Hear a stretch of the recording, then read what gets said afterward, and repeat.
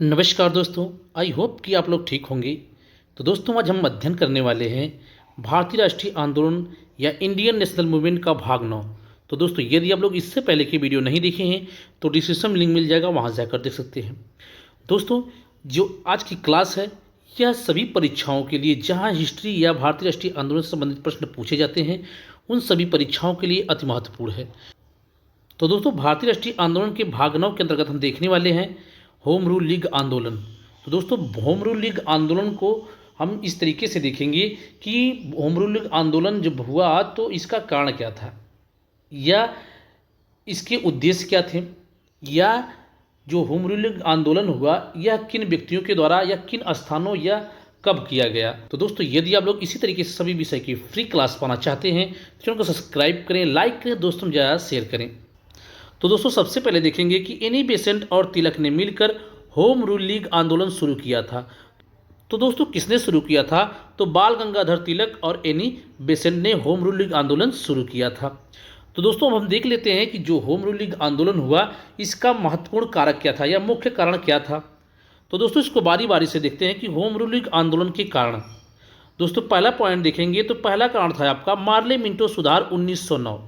जो Morley Minto सुधार 1909 आया था इसी में मुस्लिम समुदाय को पृथक निर्वाचक मंडल दिया गया था और कांग्रेस इससे असंतुष्ट थे, या कहेंगे कि मार्ले मिंटो सुधार 1909 से कांग्रेस क्या थी, असंतुष्ट थी।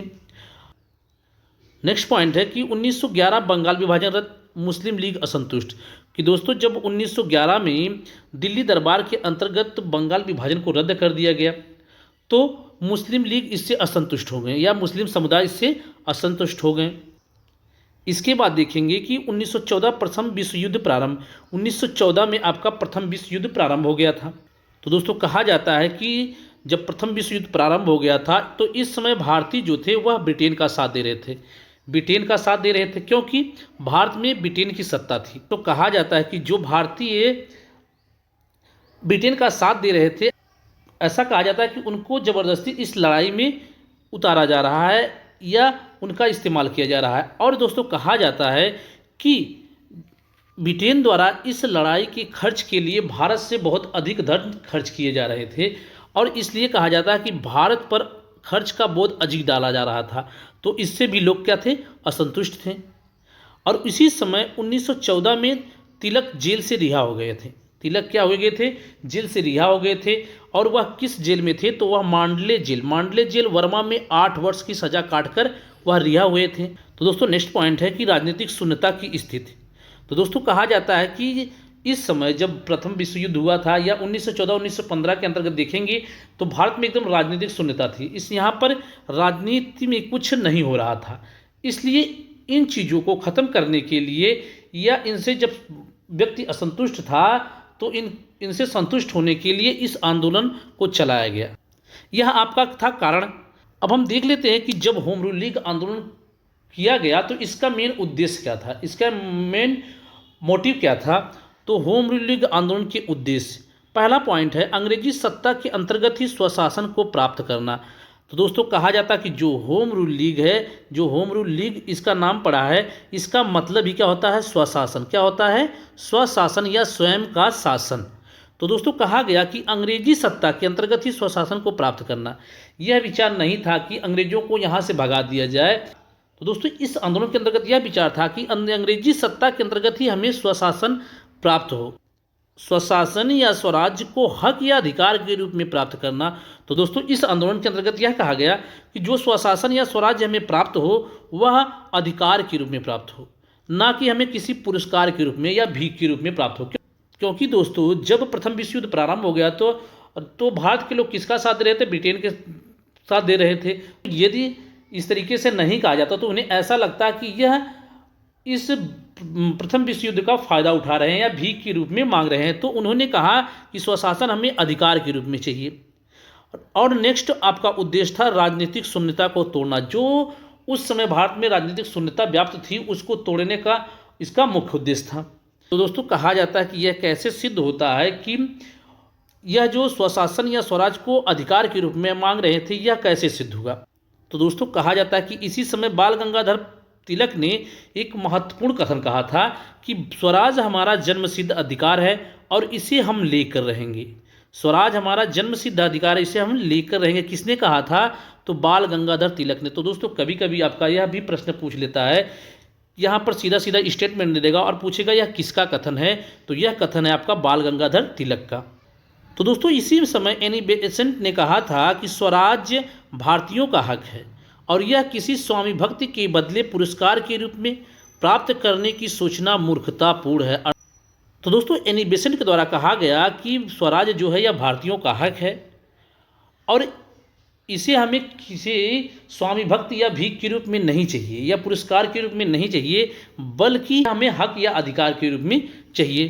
तो दोस्तों कहा जाता है कि जो होम रूल की स्थापना की गई थी, इसकी प्रेरणा तिलक और एनी बेसेंट को कहाँ से मिली, तो इसको बारी बारी से देख लेते हैं कि होम रूल लीग आंदोलन की प्रेरणा। पहला पॉइंट है आपका 1970 के दशक में आयरलैंड में एक होम रूल लीग की स्थापना हुई और वह सफल हुई। तो दोस्तों 1970 के दशक में आयरलैंड में होम रूल लीग की स्थापना की गई थी और वह सफल भी रही, इसलिए यहाँ से इनको प्रेरणा मिलती है।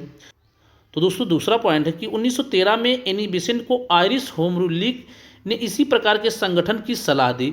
तो दोस्तों जो एनी बेसेंट थी यह क्या थी? आपकी एक आयरिश महिला थी, आयरलैंड की निवासी थी और आयरिश होम रूल लीग ने इन्हें इसी प्रकार के संगठन की सलाह दी कि भारत में भी इसी प्रकार के संगठन की स्थापना की जाए और इसमें आपको सफलता मिलेगी। तो 1915 में कांग्रेस के बम्बई अधिवेशन होम रूल लीग का प्रस्ताव रखा गया और 1915 के ही बम्बई अधिवेशन में एनी बेसेंट ने होम रूल लीग का प्रस्ताव रखा, लेकिन कांग्रेस द्वारा इसे अस्वीकृत कर दिया गया, इसे अस्वीकार कर दिया गया। कि सबसे पहले होम रूल लीग की स्थापना किसने की? तो वह की थी आपके तिलक ने, लेकिन यदि प्रस्ताव की बात करें तो एनी बेसेंट और सबसे पहले स्थापना की बात करें तो तिलक। बाद जब अस्वीकार कर दिया गया कांग्रेस द्वारा, तो इसके बाद व्यक्तिगत रूप से तिलक और बेसेंट ने लीग की स्थापना की। इन्होंने व्यक्तिगत रूप से लीग की स्थापना करने की सोची या लीग की स्थापना अलग अलग जगहों पर अलग अलग तिथियों के अनुसार की। दोस्तों कहा जाता है कि जो यह स्वशासन मांग रहे थे यह किस रूप में मांग रहे थे, यह कहाँ कहाँ स्वशासन मांग रहे थे। तो दोस्तों एनी बेसेंट और तिलक दोनों के विचार एक ही थे। दोनों ने जो होम रूल लीग की स्थापना की थी उनके उद्देश्य एक ही थे, कारण एक ही थे और दोस्तों जो उन्होंने स्वशासन की मांग की तो वह भी एक थी। तो दोस्तों देख लेते हैं कि स्वशासन की मांग कहाँ कहाँ पर या किन स्थानों पर की गई थी। तो दोस्तों ग्राम पंचायतों में, जिला बोर्ड में, नगर पालिका में, प्रांतीय विधान परिषद से राष्ट्रीय संसद के स्वरूप में। तो दोस्तों कहा जाता है कि जो उन्होंने स्वशासन की मांग की थी कि अंग्रेजी सत्ता में रहते हुए भी हमें स्वशासन चाहिए। कहाँ कहाँ पर? तो ग्राम पंचायत में, जिला बोर्ड में, नगर पालिका में, प्रांतीय विधान परिषद में या राष्ट्रीय संसद में हमें स्वशासन चाहिए। ये खुद का शासन या स्वयं का शासन चाहिए, जिससे कि हम अंग्रेजी सत्ता के अधीन नहीं रहें या जो हमारे देश में भुखमरी या लाचारी या जो हम पे अधिक कर लगाए जा रहे हैं उन पर हम नियंत्रण पा सकें। अब यहाँ से सबसे महत्वपूर्ण पॉइंट शुरू होता है। यहाँ से अब हम देखेंगे कि बाल गंगाधर तिलक द्वारा जो होम रूल लीग की स्थापना की गई थी यह कब की गई थी, इसके अध्यक्ष कौन थे, इसके उद्देश्य क्या थे या कार्यक्षेत्र क्या थे। तो सबसे पहले देखेंगे बाल गंगाधर तिलक द्वारा होम रूल लीग की स्थापना। तो दोस्तों यदि कहा जाए कि बाल गंगाधर तिलक द्वारा जो होम रूल लीग की स्थापना की गई वह 28 अप्रैल सन 1916 में की गई। कब की गई? तो 28 अप्रैल सन 1916 में। यदि कहा जाए कि कहाँ की गई तो वह था बेलगांव पूना में होम रूल लीग की स्थापना किसके द्वारा की गई? तो तिलक के द्वारा की गई। दोस्तों तिलक ने इसमें कोई पद नहीं लिया था, तिलक इसमें कोई पद नहीं लिए थे। इसमें अध्यक्ष के रूप में जोसेफ बप्तिस्ता को नियुक्त किया गया था। तो अध्यक्ष कौन थे? जोसेफ बप्तिस्ता। और इसके सचिव जो थे वह थे एनसी केलकर। कौन थे? एनसी केलकर। तो दोस्तों ध्यान रखिएगा कि तिलक ने इस लीग में कोई पद नहीं लिया था। अध्यक्ष के रूप में जोसेफ बप्तिस्ता को और सचिव के रूप में एनसी केलकर को नियुक्त किया था। यदि कहा जाए कि तिलक के होम रूल लीग का कार्यक्षेत्र कहाँ कहाँ था, तो कर्नाटका, महाराष्ट्र, यहाँ पर बम्बई को छोड़कर मध्य प्रांत या बरार था। तो दोस्तों ध्यान रखिएगा कि बम्बई को छोड़कर, महाराष्ट्र था लेकिन बम्बई को छोड़कर कर्नाटक, महाराष्ट्र और मध्य प्रांत और बरार था। तो दोस्तों कहा जाता है कि तिलक ने मराठा पत्रिका और केसरी पत्रिका नामक दो पत्रों से लीग के कार्यक्रमों का प्रचार प्रसार किया। तो दोस्तों यदि आपको पूछे कि मराठा और केसरी किसकी पत्रिका हैं तो वह आपके बाल गंगाधर तिलक की हैं। यदि पूछा जाए कि मराठा पत्रिका जो है वह किस भाषा में लिखी गई है तो वह अंग्रेजी भाषा में, और केसरी पत्रिका आपकी मराठी भाषा में। ध्यान रखिएगा कि मराठा से आप मराठी मत सोच लेना, मराठा आपका अंग्रेजी भाषा में और केसरी आपका मराठी भाषा में। यदि कहा जाए कि दोस्तों तिलक के लीग की कुल शाखाएं कितनी थी, तिलक के लीग की कुल कितनी शाखाएं थी, तो तिलक के लीग की कुल शाखाएं 6 थी। यदि दोस्तों पूछे कि जो लीग की सर्वाधिक शाखाएं किसकी थी, एनी बेसेंट की लीग की या तिलक के लीग की, तो दोस्तों सबसे अधिक शाखाएं जो थी वह थी एनी बेसेंट की लीग की।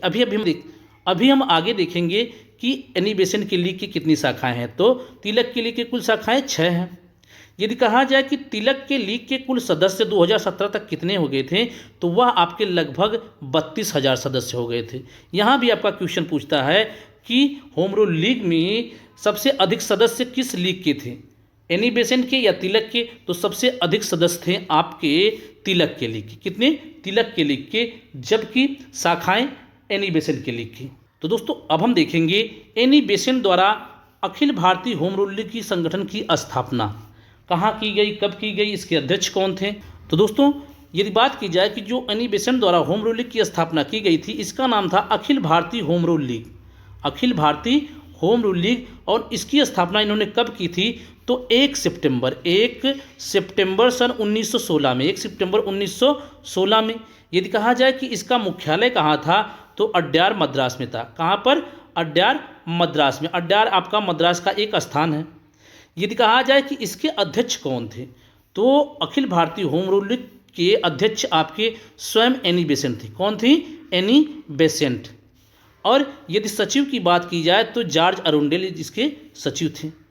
तो दोस्तों हमने देखा कि जो Akhil Bharatiya home rule league की स्थापना एनी बेसेंट के द्वारा की गई, इसकी स्थापना 1 सितंबर 1916 को, मुख्यालय अड्यार मद्रास था और अध्यक्ष एनी बेसेंट थी, जबकि सचिव जॉर्ज अरुंडेल थे। यदि बात की जाए कि बेसेंट के सहयोगियों में बीपी वाडिया तथा सीपी रामास्वामी अय्यर थे। दोस्तों इस लीग में जो सहयोगी के रूप में कार्य कर रहे थे वह थे आपके बीपी वाडिया और सीपी स्वामी अय्यर। किसके सहयोगियों के रूप में? तो एनी बेसेंट के सहयोगी के रूप में। तो दोस्तों अभी हमने देखा कि जो तिलक की लीग थी उसका कार्यक्षेत्र कहाँ था। अब हम देखेंगे Annie Besant home rule league का कार्यक्षेत्र। तो दोस्तों कहा जाता है कि कर्नाटक, महाराष्ट्र, मध्य प्रांत, बरार को छोड़कर, कर्नाटक, महाराष्ट्र, मध्य प्रांत और बरार को छोड़कर बम्बई और शेष भारत एनी बेसेंट के लीग का कार्यक्षेत्र था। अर्थात कहने का अर्थ है कि जो कर्नाटक, महाराष्ट्र, मध्य प्रांत और बरार को छोड़कर बम्बई को लेकर और जितना भी शेष भारत बचता था वह किसके अंतर्गत आता था, तो एनी बेसेंट के होम रूल लीग के अंतर्गत आता था। यदि कहा जाए कि एनी बेसेंट ने न्यू इंडिया एवं कॉमनवेल्थ पत्रिका का प्रकाशन किया, इसी के अंतर्गत इन्होंने न्यू इंडिया और कॉमनवेल्थ पत्रिका का प्रकाशन किया था।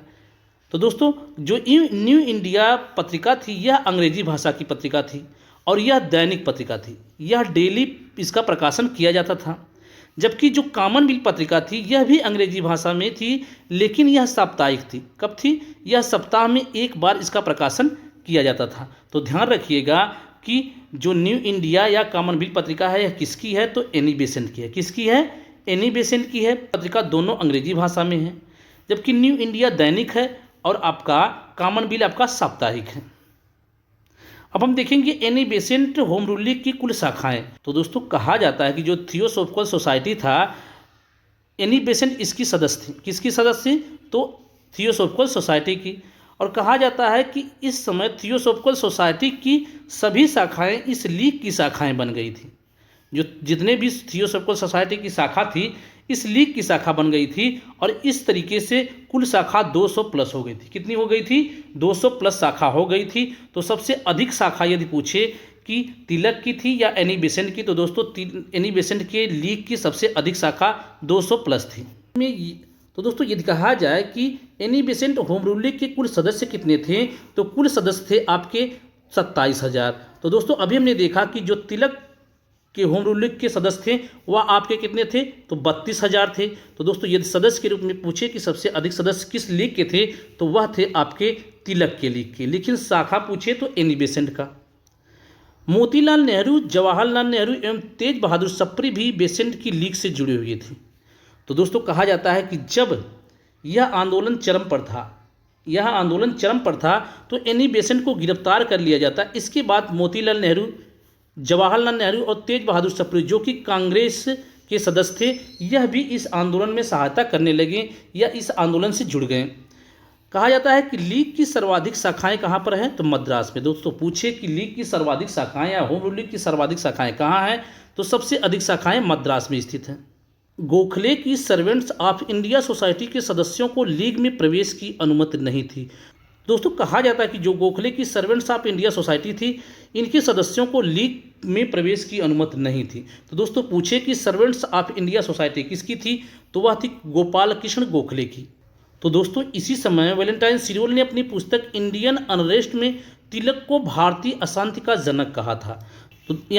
तो दोस्तों यहाँ पर अशांत कर लीजिएगा, तो दोस्तों बार बार क्वेश्चन पूछता है कि भारतीय अशांति का जनक तिलक को किसने कहा था, वह कहा था वैलेंटाइन सिरोल ने। किस पुस्तक में, तो उनकी एक पुस्तक थी इंडियन अनरेस्ट में। तो दोस्तों कहा जाता है कि जब यह कथन वैलेंटाइन सिरोल ने कहा तो इसी समय तिलक ने इस पर मानहानि का मुकदमा दर्ज कर दिया। कहाँ पर, तो लंदन में इन्होंने मुकदमा दर्ज कराया और वहाँ लड़ने चले गए। और जब लड़ने चले गए तो धीरे धीरे होम रूल लीग समाप्त होने लगी। तो दोस्तों आज हमने इस क्लास में होम रूल लीग के बारे में जितनी भी महत्वपूर्ण तथ्य बनते हैं उनको हमने कवर किया है। जहाँ से भी प्रश्न पूछे जाते हैं उनको हमने कवर किया है। तो दोस्तों यहाँ पर होम रूल लीग से कोई भी तथ्य नहीं छूटता है, चाहे वह कोई भी परीक्षा हो। तो दोस्तों यदि आप लोग इसी तरीके से सभी विषय की फ्री क्लास पाना चाहते हैं तो चैनल को सब्सक्राइब करें, वीडियो को लाइक करें, शेयर करें और कमेंट करें। तो दोस्तों कल फिर मिलते हैं नेक्स्ट वीडियो के साथ। जय हिंद, वंदे मातरम।